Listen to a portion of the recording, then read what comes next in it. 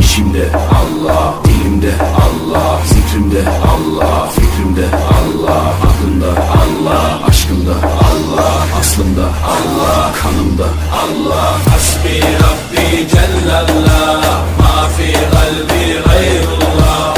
Nur Muhammed sallallahu, la ilahe illallah.